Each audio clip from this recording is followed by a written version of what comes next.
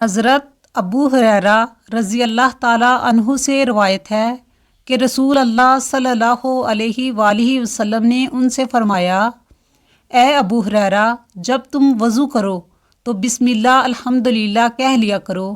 کہ اس کا اثر یہ ہوگا کہ جب تک تمہارا یہ وضو باقی رہے گا اس وقت تک تمہارے محافظ فرشتے تمہارے لیے برابر نیکیاں لکھتے رہیں گے۔ رسول اللہ صلی اللہ علیہ وآلہ وسلم نے ارشاد فرمایا، تو وضو کامل کر، تیری عمر میں زیادتی ہوگی۔ اگر کوئی شخص پانی پینے سے پہلے بسم اللہ کہے اور پانی پینے کے بعد الحمدللہ کہے تو جب تک وہ پانی اس کے پیٹ میں رہے گا اللہ کی تسبیح پڑھے گا اور اس کا ثواب پینے والے کے لیے لکھا جائے گا۔ جس شخص نے 70,000 مرتبہ لا الہ الا اللہ پڑھا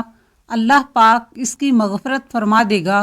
اور جس کے لیے یہ پڑھا گیا اس کی بھی مغفرت فرما دے گا۔ اللہ صلی اللہ علیہ وآلہ وسلم نے ارشاد فرمایا، میری چاہت اور خواہش ہے کہ میری امت کے ہر فرد کے دل میں سورۃ یاسین ہو۔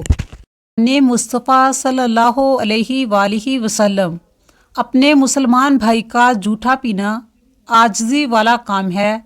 اور جو اپنے بھائی کا جھوٹا پیتا ہے اس کے لیے 70 نیکیاں لکھی جاتی ہیں، 70 گناہ مٹائے جاتے ہیں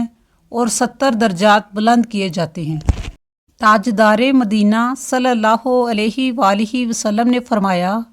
جس نعمت کے اول میں بسم اللہ اور آخر میں الحمدللہ ہو،